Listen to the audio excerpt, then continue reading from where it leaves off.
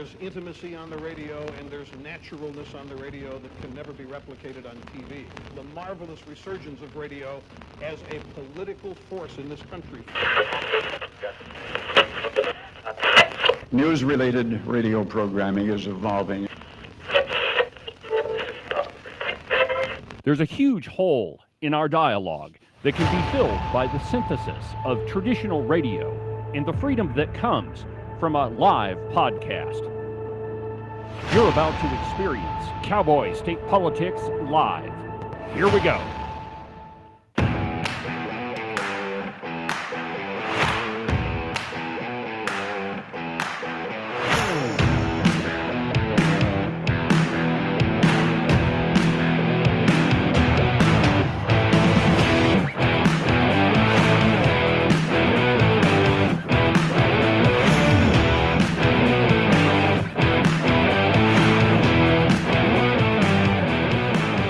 Good morning, my friends, and welcome to another fantastic installment from very high above all the puerile and insipid forms of Wyoming mainstream media. This is Cowboy State Politics. I, of course, am your illustrious host, David Iverson, firmly ensconced behind the silver Cowboy State Politics microphone and broadcasting to you from the base of the Bighorns. Firmly ensconced until the golf game. That's, well, okay, you got me. Interrupted my intro to talk about golf. Well, it's true, my friends. This morning we're going to cut the program a little bit short because it's dear old Dad's birthday. And I haven't played golf with my dad in, I don't know, 20 years. 25 years, maybe. It's been a really long time. So it's his birthday. And in our house, on your birthday, you can do anything you want, except, of course, get drunk and pull out the guns. That's definitely out. Probably wouldn't let you do that with a chainsaw either. But other than that, maybe an axe. Axe would probably be a bad idea. But other than that, you could pretty much do whatever you want to do. And so this time around, I suggested we go play golf. So we're going to cut the program a little bit short today, play hooky a little bit, and So I Agent 29, I think I'm entitled to play hooky every once in a while. I mean, I don't know if you agree or not, but anyway, to begin the program, and usually we don't do this, but we're going to start out today's show with a little piece of sound. Go ahead and play it, Ken. You were told that Hillary had a 98% chance of winning the 2016 election. You were told that COVID came from bats. You were told that Hunter Biden's laptop was Russian disinformation. You were told that during Joe Biden's presidency, he was cognitively fine. You were told that Trump colluded with Russia to win the 2016 election. You were told that Trump built cages at our southern border and was keeping children in them. You were told that Trump called white supremacists very fine people. You were told that Joe Biden had no knowledge of Hunter Biden's business dealings. You were told that January 6, 2021 was an insurrection. You were told that Trump called our fallen soldiers suckers and losers. You were told that videos of Joe Biden shaking hands with the air and talking about recent conversations that he had had with deceased world leaders and forgetting his own cabinet members' names were just cheap fakes. You were told that an El Salvadorian national who was an alleged gang member, wife beater, and human trafficker was just a good old dad from Maryland. You were told that Trump and Putin are very good friends. You were told that plexiglass, a mask, and standing 6 feet away from someone would prevent the spread of COVID. You were told that healthy children and pregnant mothers should get the COVID vaccine. I'm just wondering, at what point are you going to start to question what you're being told by our media? Exactly right. When are you going to start asking some questions? And these are questions that I've been asking for a really long time. You know, why is it that you trust the media when you shouldn't? They've given you so many reasons to not even watch them at all, and yet most of us still turn on the evening news. There was a time where I didn't have a conservative news program or even a fair news program.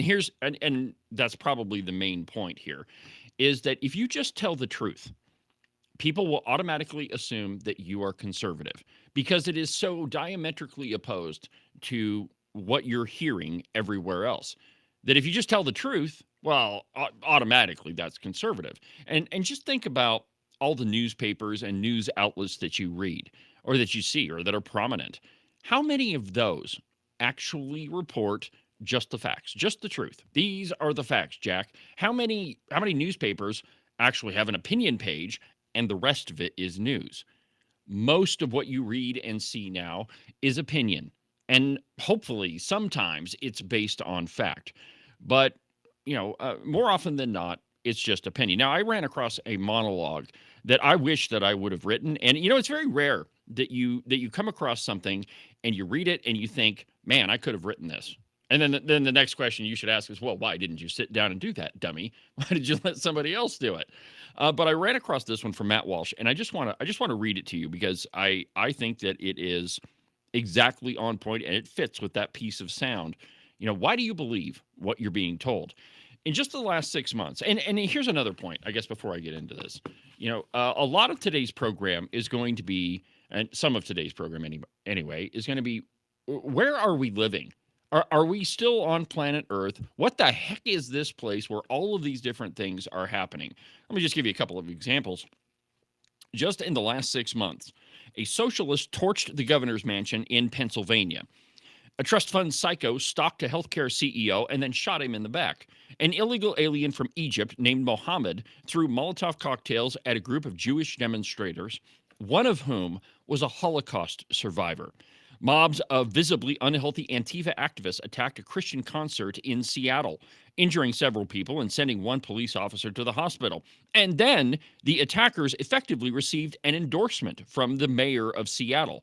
A man from Massachusetts was arrested at the Capitol after admitting that he planned to set fire to the Conservative Heritage Foundation and murder Secretary of Defense Pete Hegseth, whom he called a Nazi. An assassin who complained about white people on the internet murdered 2 diplomats in Washington, shouting "Free Palestine" as he was dragged away by police. And a pro-abortion extremist blew up a car outside of a fertility clinic in California, causing the single biggest explosion that Southern California had ever seen in its history. Now, every single one of the things that I just mentioned was an act of terrorism, and it was committed by someone who was an avowed leftist or by someone acting on behalf of left-wing causes. It's a far cry from the, quote, greatest domestic terror threat that Merrick Garland and Joe Biden repeatedly warned us about, which was supposedly white supremacy. And this is just a sampling of what these people have been up to over the past 6 months. All of these incidents, keep in mind, happened after they tried to assassinate Donald Trump twice last summer. By contrast, you won't find a single comparable example of right-wing extremism or terrorism in the same time period. Not one single one. There are no roving mobs of angry Christians throwing objects at self-identifying trans people who are attending a concert. There are no right-wingers detonating car bombs at abortion facilities, though there used to be, but not for decades. Or walking into the Capitol and announcing their intention to murder prominent Democrats. And even the Westboro Baptist Church hasn't been heard from in decades. For all intents and purposes, this is a tendency that is absolutely unique to the left, though there are a couple of, one-off examples on the right, but it's been a very long time. And I don't think we've ever had a list of those events that I just mentioned coming from the right. That's not to say that there are no conservatives who have ever committed an act of violence. Surely there were abortion clinics that were blown up in the 1990s. But if you look at the trends, especially in recent years, it is a very, very stark disparity. And everyone knows that it's true. And yet, despite how obvious this trend is, no one on the left has even attempted to provide an honest explanation about what's going on. Instead, when they're not blaming Donald Trump for everything, prominent figures on the left are pumping out some of the most vapid and irrelevant content that you could possibly imagine. Michelle Obama is doing podcasts with her brother where they debate whether a hot dog is really a sandwich. They've also argued over whether beets should, quote, come with a warning label when they appear on restaurant menus, because a lot of people hate eating them. Not me. I'm one of the smart ones. I like them. It's compelling stuff for Michelle Obama's 40,000 viewers, most of whom aren't even watching the videos. They're just popping into the comments section to call Michelle Obama a man.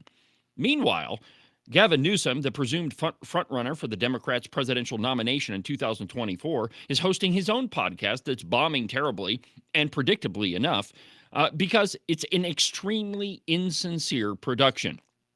Newsom will interview conservatives, but he won't actually engage with anything that they're saying. And he certainly won't offer any kind of genuine explanation for the current state of the Democrat Party. And in other words, Newsom's podcast is as phony as he is. But recently, there has been one noble attempt on the left to try to explain from a dispassionate perspective what's actually wrong with their whole movement. Now, I'm talking about a recent Substack post by a guy named Nate Silver. In case you're not familiar with Nate Silver, he's the data guy who's famous for constructing an extremely elaborate computer model that crunches data from a wide variety of political polls, runs them through a highly proprietary and complicated algorithm, and then tells you that the election is basically a toss-up. He used to run the website 538 Politics back in the day, and even though it was either wrong or useless most of the time, it was still pretty successful because, in general, people love to hear about the odds of something that will or will not happen. It doesn't matter if those odds are completely made up. People just like listening to the odds. For example, nervous liberals loved hearing from Nate Silver that Hillary Clinton had an 85% chance of winning shortly before the 2016 election. It was all over the news. You couldn't get away from it. Donald Trump had already been beaten, and there was no reason that you should even go vote, whether or not any of those figures had any basis in reality. In this particular case, though, Silver has written a breakdown of data that's actually worth talking about. I'm referring to his article entitled, Why Young Men Don't Like Democrats. And in this article, Silver includes this chart. Now, it's data from the Cooperative Election Study at Harvard. The chart is entitled, Higher Self-Reported Mental Health Correlates with Conservative Political Views. Now, as you'll see, that turns out to be an understatement. Specifically, the data show that when you look at voters who report that they have poor mental health, liberals outnumber conservatives 45% to 19%. That's a 26-point swing. And then, if you look at voters who reported having excellent mental health, you'll find that conservatives make up 51% of those voters, while liberals make up just 20. That's a 31-point difference. Here's how Nate Silver interprets these results after saying that he was surprised by the numbers. He shouldn't be, because generally speaking, conservatives are happy people and liberals are not. Just think of the liberals that you know. Generally speaking, are they happy? Are they gregarious? Are they the people you want to hang out with at a dinner party? No, they're not in most cases. But this is how Nate Silver interprets his own results. Quote, the young men that Democrats have trouble with aren't necessarily the ones who've been captured by the conservative manosphere or who are looking for a helping hand. Rather, it's those who report relatively high mental health and see Democrats as being too neurotic and perhaps constraining their opportunity to compete and reap the rewards of their work. Now, as far as I can tell, as mild as this observation might seem, it's the first serious effort on the left to understand why voters are rebelling against the Democrat Party. The more blunt way is to put it like this, of course, is that Democrats have literally gone insane. The violence that we're seeing all over the country, from Pennsylvania to California, isn't the result of one or two lone gunmen. It's the natural byproduct of a political party that now caters almost exclusively to people with serious mental health conditions. And a lot of voters, particularly young men, are tired of associating with this nonsense, so they're voting Republican in greater numbers than ever before. But while this is obviously true, it's actually an oversimplification. It's important to point out that among Democrats, it's fashionable to say that you're suffering from some kind of mental health problem. Think about that. Think about how many liberal-leaning friends or people that you know actually see a therapist that say that they've got some mental problem or that are on some type of medication to help their mood. It's an easy way to gain some sort of victimhood currency while also excusing your own antisocial behavior. Therefore, Many of these people who self-report having poor mental health in reality aren't completely insane. They could probably become 10 times happier if they ditched their 200 square foot studio apartment in New York City, stopped obsessing over Donald Trump, and decided to start a family. But that would require some introspection on the part of some of these disaffected liberals. It would also require breaking away from the mold after rejecting the comfort of and conformity. While this is the hardest thing for a liberal to do, it's a lot easier to say you suffer from a mental health disorder and absolve yourself of all responsibility for your life. Unquestionably, that's a big part of what the numbers reflect. My point being is that if you're a Democrat, you're clearly suffering from a mental health condition. Now, I'm not saying you shouldn't get help for it. You probably should. But the easiest way to do that is to stop with your liberal nonsense and start thinking about things logically. Become a conservative, because that's what fixes the world. At least our country, anyway. We'll be back in a minute.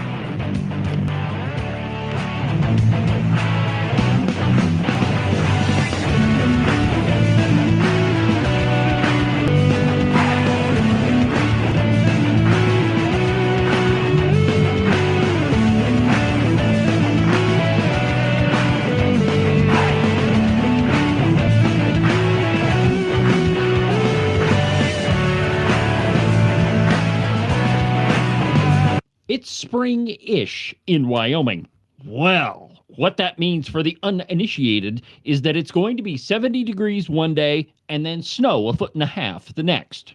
And really, if you don't like those two options, just wait a little bit. The weather will change.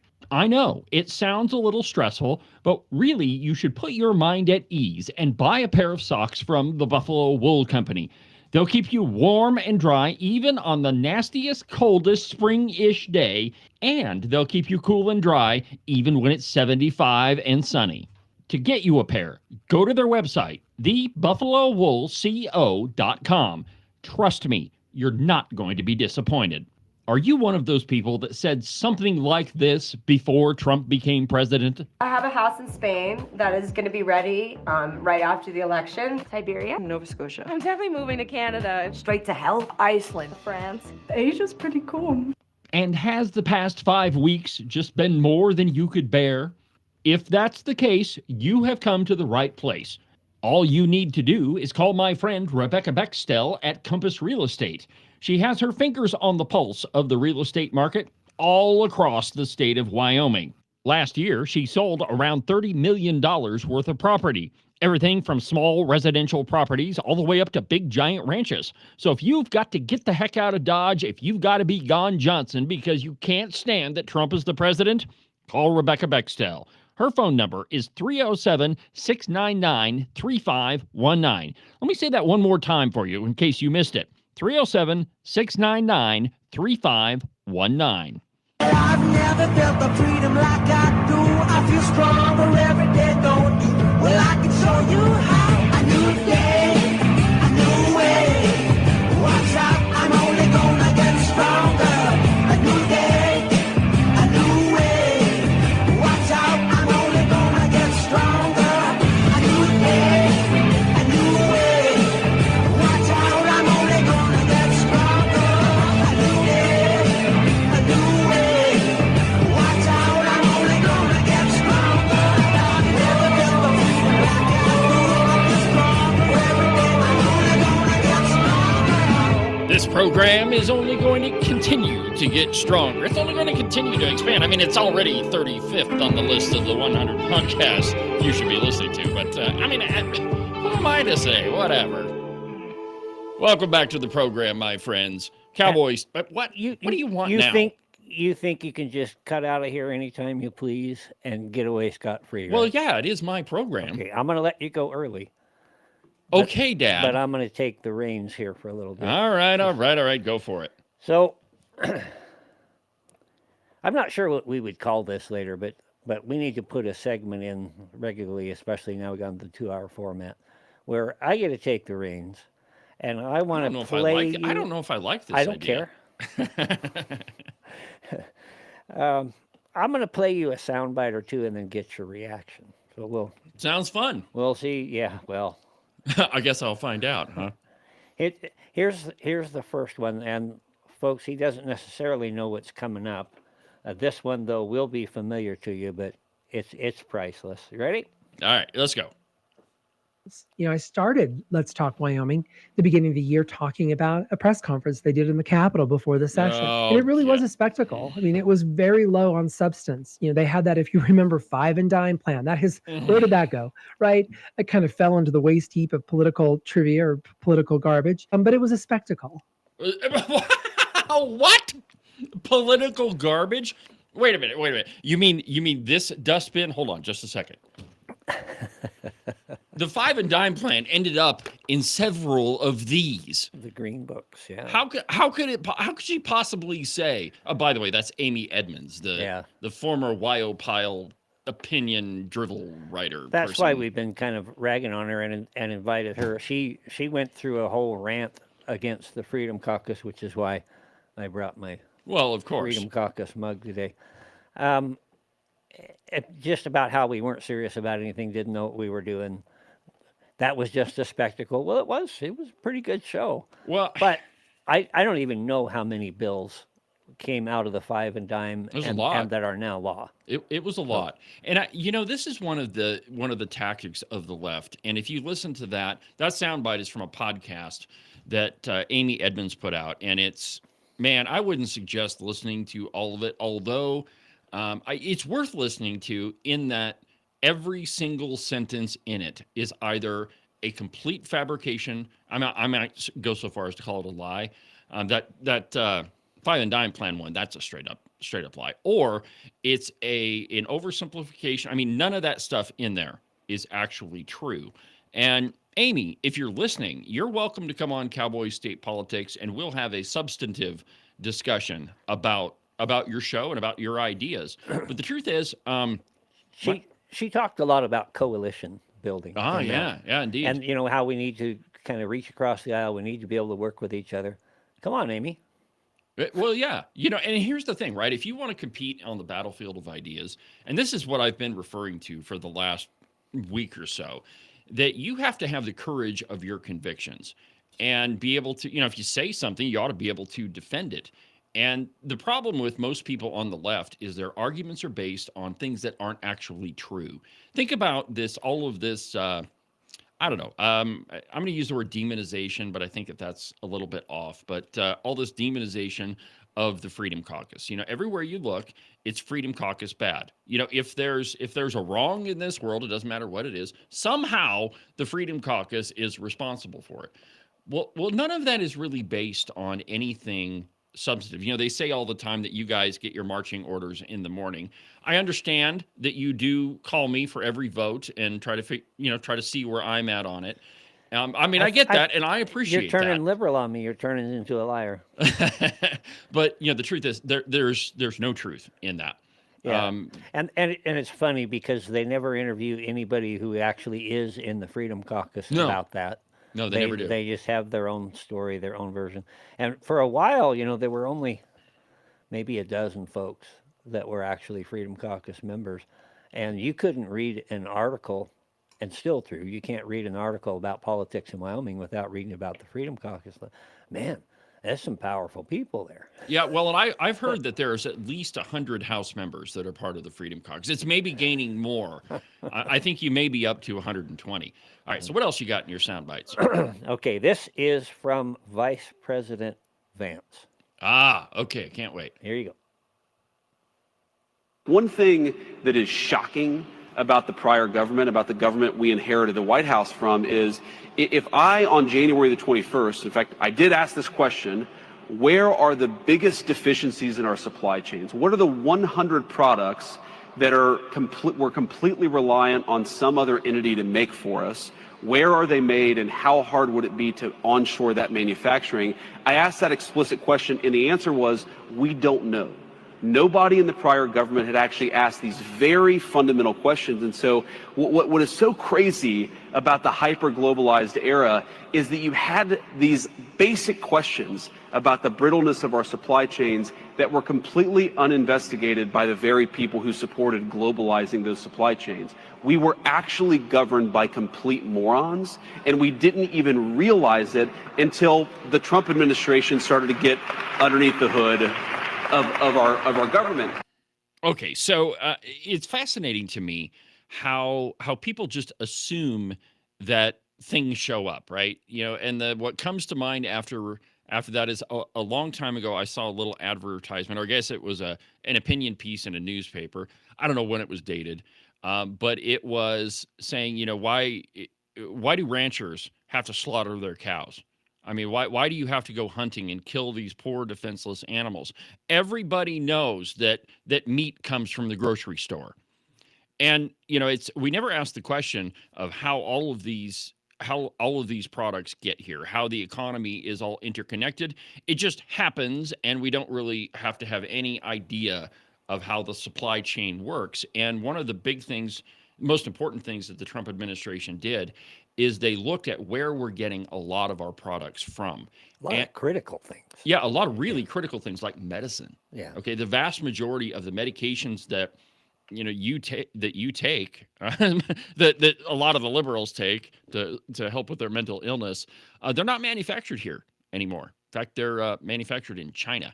And that might be kind of a problem, if you ask me. That is a huge red flag when you take all of the chips, the rare earth. Oh, yeah. All the things that make modern society go. We don't build those things ourselves. We don't do that. So somebody comes along and says, hey, let's slap a tariff on that so we can get them at the bargaining table. Right. And then let's develop our own resources. Let's become energy dependent again, et cetera, et cetera. And he's looked at as some sort of an incompetent moron. Right. And the left, when you suggest something like that, they look at you with these wild eyes, like, how could you possibly even suggest that? Let me give you one more that's way more fundamental than chips, or, well, maybe not more fundamental than medicine, but it's pretty important to a lot of things that we use. Petroleum. So petroleum is in just about everything that we use. So, for example, like almost everything that's sitting on this table, actually, I would say everything that is sitting on this table, including the clothes that you're wearing right now, have petroleum in them. So, doesn't it make sense that we produce our own petroleum? I mean, that we produce as much as we can, and then therefore drive down the price of all the goods that we consume. Well, if you ask a leftist, they'll look at you and say, well, you have to protect the climate. I mean, it is a complete non sequitur with most of these people on the left, that they have no conception of how the economy actually works. And it's so bizarre because a lot of the things that they're arguing against directly affect their lives. And, only a complete moron would not look at the world in at least a partially self-interested view. I'm not saying be selfish. What I'm saying is you should take responsibility for your own life and your own town and your own state, and we should focus on those things that make our situation better, that drive down prices, that solidify the supply chain, not focus on things from other places. And it is absolutely amazing that the previous administration didn't have any idea where those products were coming from. Are you through? Probably not. But go ahead. Well, I'm not either. I've got several more. All right, let's take a break real quick. When we come back, I got a couple more for you. Excellent. Sounds like a plan. I'm loving this.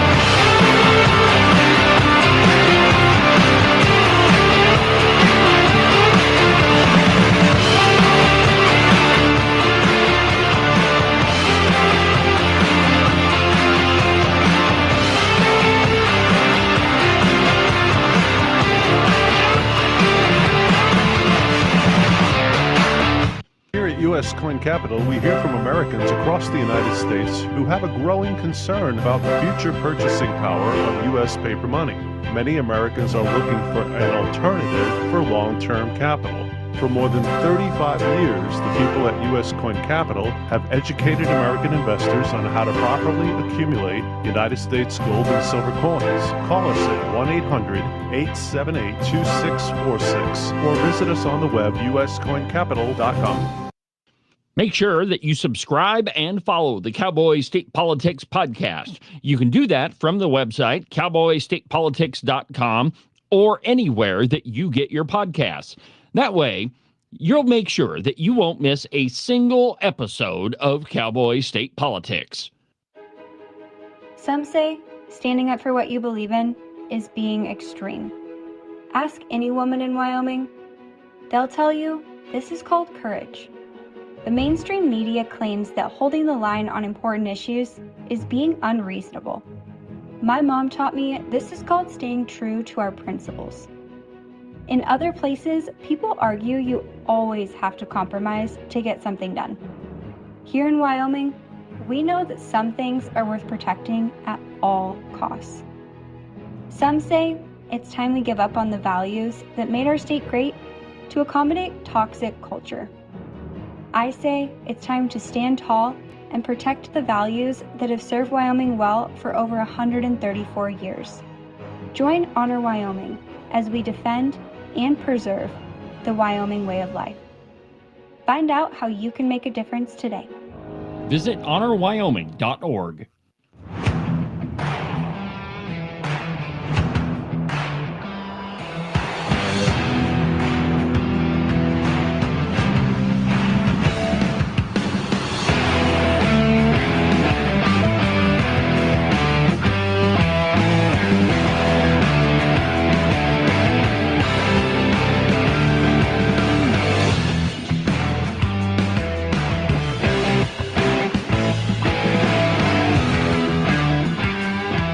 Welcome back to the program, Cowboy State Politics Live. I'm David Iverson, documented to be almost always right 99% of the time. You know, do you have any idea how much fun that is to say?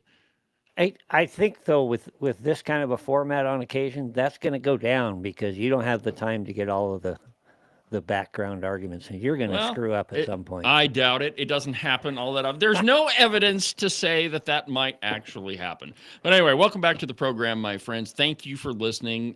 Thank you for promoting Cowboy State Politics. By the way, do me a favor.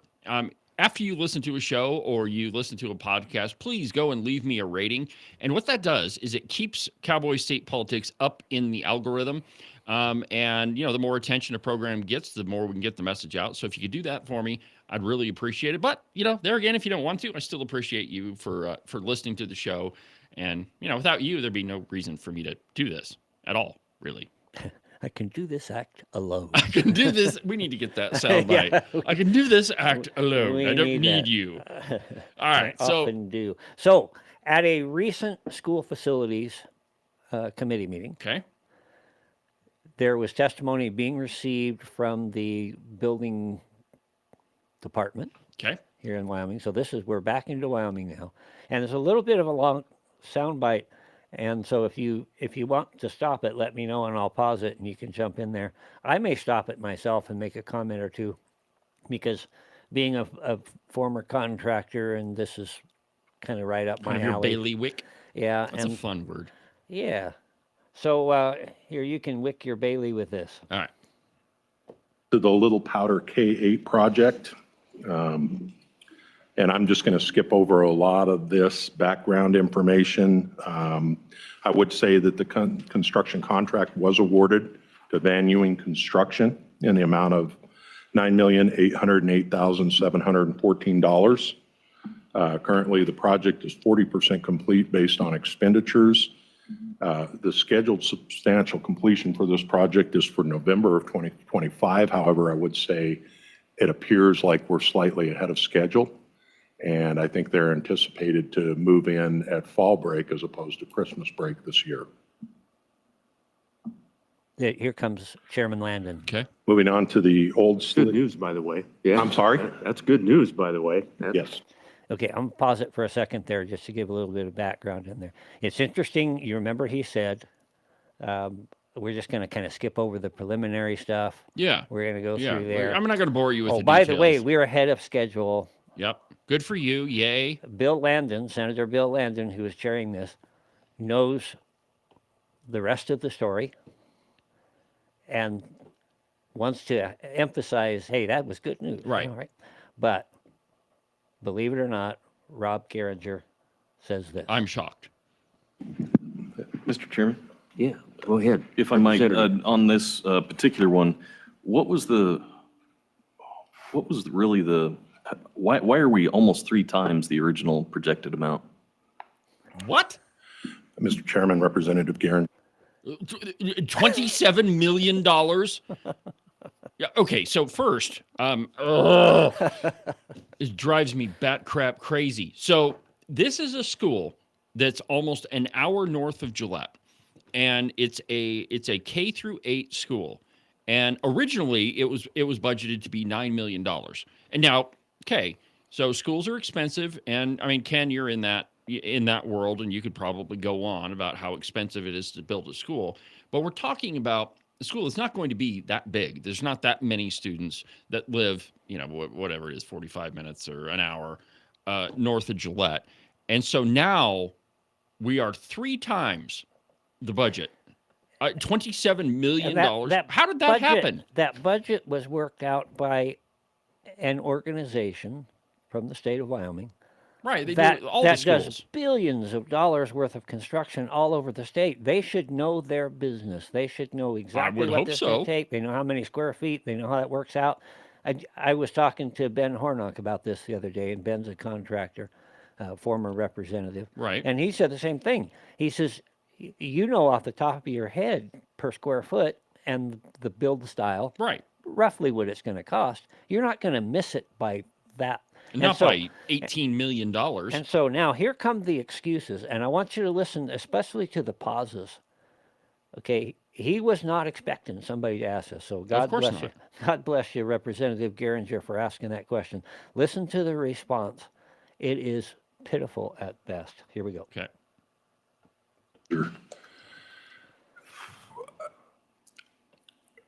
All right, pause. I think they're... Okay, before he even says anything, you can hear him going, and the fascinating part about that soundbite is you can hear him swallow. He's squirming, yeah. Okay, go ahead. You almost get the idea that Bill Landon says, look, we don't worry about that. We'll just skip over that. And, yeah. Uh-huh. It was, all right, here we go. Here we go. There was a little bit of a disconnect between whether or not the existing facility was going to be replaced as it stood and what the current design guidelines. Okay, you have got to be flipping killing me. This is a multi-million-dollar project, and they didn't know what they were going to build, what it was going to look like. That's what he just said. Yeah. There's a disconnect between whether we're going to replace the whole thing or what? And these people are in charge of, evidently now, $27 million. Oh my God! Oh, that's just on this project. They everything has been consolidated now. All of the building going on all over the state is consolidated under this building department. Oh my Lord! And you wonder why we're having trouble with our finances. What else? Here's more. Hold on. Recognize as adequate for a rural community school, and so I would also say that it was a little bit further complicated by the fact that. And this predates me a little bit. I was still with the department, but not in this particular role. But come on, out with it. It appears that there was not my fault. I wasn't here. This happened before I got here. Some additional square footage that was granted based on enrollment projections, and the budget was never adjusted to accommodate that additional square footage. So that is bullcrap.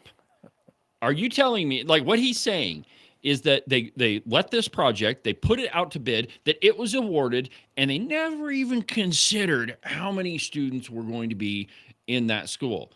I know for a fact That's a load up. It's not true at all.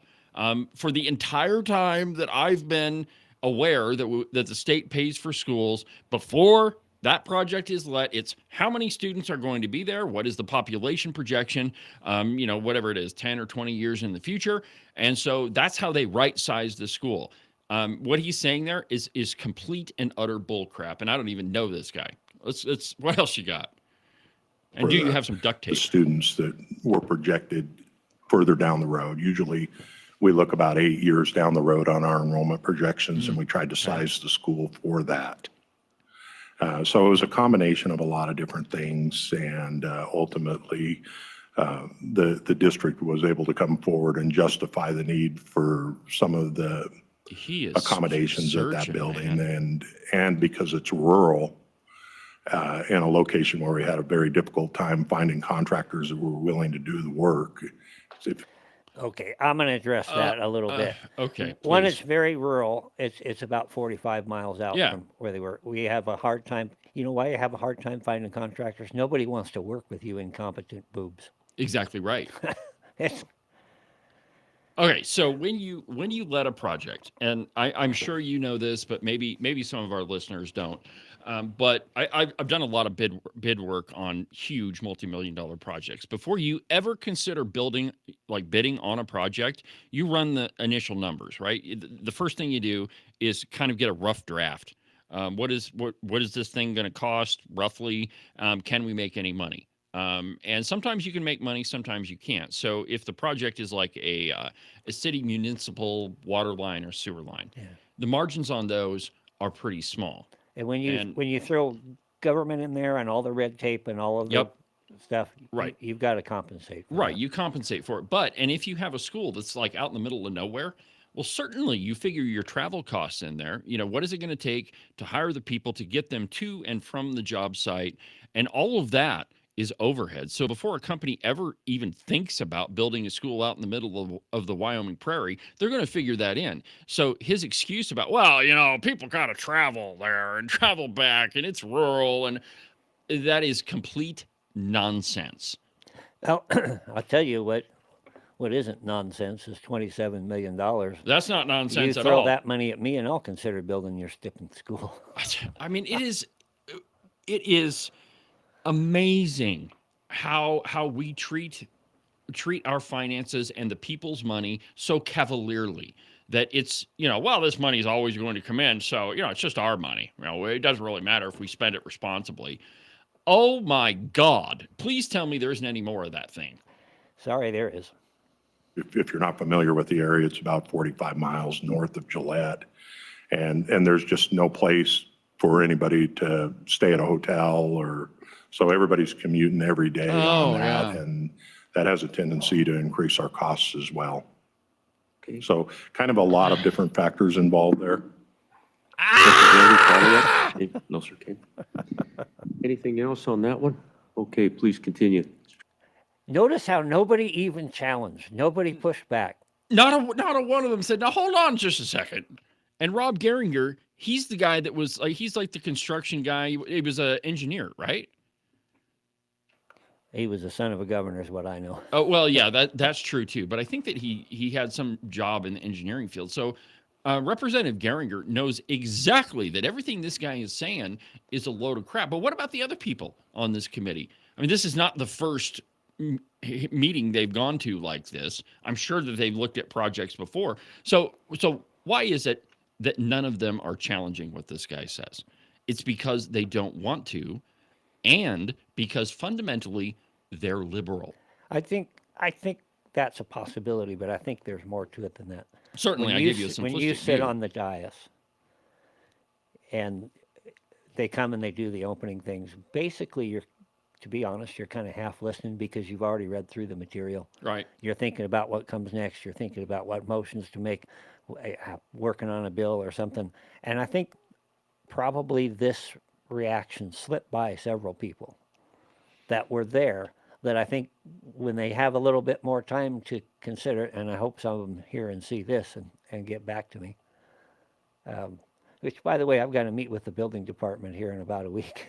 I hope you start asking some questions. Yeah, I have some serious questions for them. But yeah, let me push back on that just a little bit. Okay. You know, in a lot of the stories I do, you know, on the podcast, probably more so than on the live program, but I try to get down to, I don't want to say a granular level, but I try to dig into whatever it is that we're talking about. And some of the issues that I bring up, sometimes I think that they are, they could be perceived as, you know, nitpicking a subject. But when you're in the middle of a meeting or a bill or, you know, a project or whatever, you tend to notice things that the average person wouldn't notice or would just disregard, right? You know, how many times have I been sitting in the gallery watching you guys work, and we're talking about some innocuous bill and it gets debated for, you know, over an hour. I'm not to say that the debate is useless, but a lot of it is, now, hold on a minute, let's talk about this sentence right here, and let's adjust this word, and it makes it sound better, and it'll do this, this, and this. So I think that when you're involved in this thing, yes, what you say is true, because I mean, you've been there, you know what goes through your head. But I have to think that, you know, people like Representative Geringer or Landon or any of those people, that they have to be listening to what he says, and they already know what the numbers are. So if they're not asking the question, then they're glossing over it, so they don't want you to know about it. Well, those are certainly good questions. I'm thinking I've got one more here. Let's do that one, and then go to a break. And I guess you got a story. Yeah, I got a couple stories. Okay. Where the heck are we living in? So this one I wanted to throw at you because you were one of the people that advocated and said, as did I, let's not have a fourth class of property tax. Oh, yeah. Because that just allows the legislature to monkey with things. And so Amendment A passed. Right. Now they have it. And this was at Revenue, I believe it was yesterday. Okay. I didn't watch that. So Josh Anderson from LSO is kind of giving a briefing on the Amendment A case and where that leaves us. And I know you'll get this, but you kind of got to listen close to what he's saying. Okay. Let's hear. Chairman Locke. Thank you, Mr. Chairman. And just, I know you already kind of clarified this, but the requirement is just for the major class, the residential. No requirement to implement the subclass at any level. Is that accurate?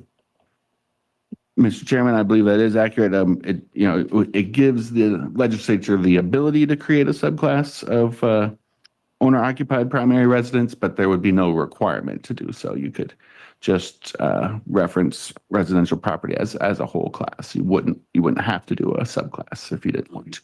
And Mr. Chairman, if I just did, since I was staffing the committee, now this, the actual Amendment A didn't come from the committee bill, but the committee did talk about that issue and had their own version of the bill.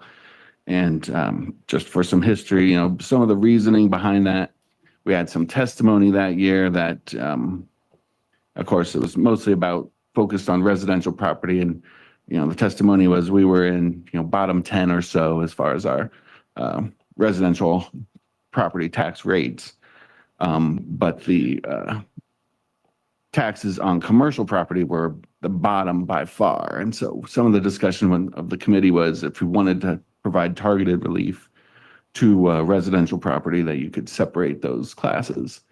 And then that if you lowered that 9.5% rate, you wouldn't necessarily need to give the same break to commercial property. So that was just some of that discussion at the committee. Where is the soundbite that Dave was right? Holy cow. All right. There is a little bit more, but go ahead and. All right. So what he's saying is that, well, you know, our taxes on commercial property, they're really too low. And what you could do is you could lower the taxes on residential property, lower that 9.5% and give people a break. But, you know, we don't want to worry about the lost revenue. So what you could do is increase the taxes on commercial properties, on businesses. This is the exact thing that the guys that wrote the Constitution were worried about. And it's why the Constitution was written the way that it is. Oh, and by the way, to all those people who said I was lying, Anthony Bouchard, ha! I argued the same thing on the House floor and in committees and other places in the hallways many times, this is not the way to go because of precisely this. But there's another thing that we want to point out, something that we've said several times. You don't tax a business. No. You tax the people who buy the product that Exactly business puts right. out. And so what they're doing is basically saying, now let's have, and I use this phrase in appropriation, let's have a sneaky tax. Yes. Instead of coming directly at you, where you're going to notice it because it's your property, we're going to tax something you don't see. It'll inflate the cost of that, and we'll still get our monies. Oh, by the way, and I get so sick of hearing this, Wyoming has the lowest tax rates all around. So what? Exactly right. So Great. Essentially what they're saying is, well, other people in other states, they're paying higher taxes. And how dare you complain about the low tax rates you're paying? We should have our taxes be comparable to everybody else. And what this is a very sneaky idea that I don't know that it was originated by this idiot, but it was certainly put into common parlance, if you will. Mike Madden, former Representative Mike Tax McMadden, came up with this theory called excess tax capacity. Now, that's just a fancy way of saying money we haven't stolen from you yet. Yeah, how much pressure can we put on the public before they throw us out? Exactly right? How far could we increase taxes? And by the way, we should, and Steve Harshman makes this argument all the time, that, well, really, your tax rates are really low, so you should be happy with the taxes that you're paying. And, if this were my board at home, I would have the exact soundbite. They've called this freeloaders. Oh, yeah. I mean, this is just, make sure you save that soundbite. I got it. Lord. Yeah. I got a little bit more of it here that we'll let roll. Had at that time, Mr. Chairman. And we have to stay within 4 points of each other, correct? Across all four classes. Mr. Chairman, both of now, as Amendment A passed, the residential property has to stay within 4 points of industrial property, and all other property has to stay within 4 points of the rest of the industrial property. What killed me about that is, okay, this guy's an attorney. Mm-hmm. He couldn't just say yes. No, he has to continue on. Well, here's the explanation behind it, and to further confuse the matter and obfuscate everything so that you, the lowly citizen, you don't understand what's happening. Oh, it's supposed to be fun to be right. I'm supposed to enjoy saying, ha, I was right. But on this one, they're screwing you, or at least they're attempting to. It's exactly what I predicted. When we come back, one more story for the Master Chief. I'll tell you who he is in just a second.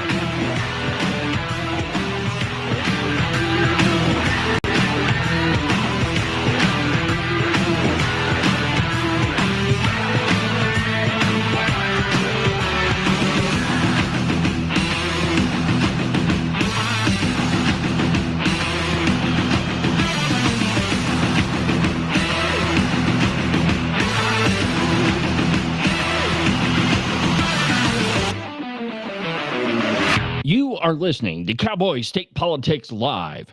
You can listen to the program on YouTube, on Facebook, on X, on Rumble, pretty much everywhere. It's almost like I'm omnipresent. If you miss an episode of Cowboy State Politics Live, you can always go to the live replay, which is located at the website, cowboystatepolitics.com, under the live replay button. You can listen to Cowboy State Politics Live every Tuesday through Friday at 8 a.m. You can listen to the Cowboy State Politics podcast anywhere that you get your podcasts. iHeartRadio, iTunes, TuneIn, really any of them will work. But the easiest place is just to go to the website, cowboystatepolitics.com. There you can find all of the shows, as well as any of the articles that I might bring up during the course of a program. That way, if your name is Joe Biden and you can't remember if you had your pudding today, well, I probably can't help you with that, but I can definitely tell you why you should have never ran for president. And now, back to our program.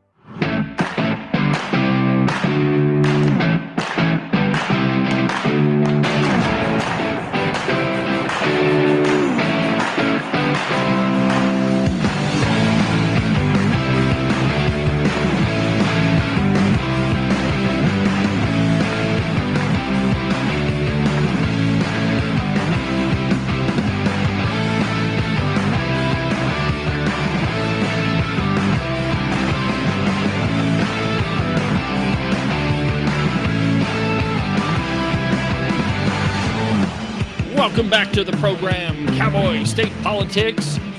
Doing what I was born to do each and every day, having more fun that I should be allowed to have. Welcome back to the program, my friends. And our final story for the day, this is one for the Master Chief. And I don't know that I've talked about him on the program, but the Master Chief is my father-in-law. And if you have been in the military, you understand the terror that might ensue when you hear the two terms Master Chief. And I'm telling you, this guy is once a Master Chief, always a Master Chief, and he embodies it, let me tell you. He does that, but it's still Navy. What? Well, I'll let you handle that one. So, a story from The Blaze. And this is, I'm so happy when I see stories like this, because our military is getting back to doing their job. That is, fighting and winning wars and to kill people who hate America. And break stuff, and break lots of stuff.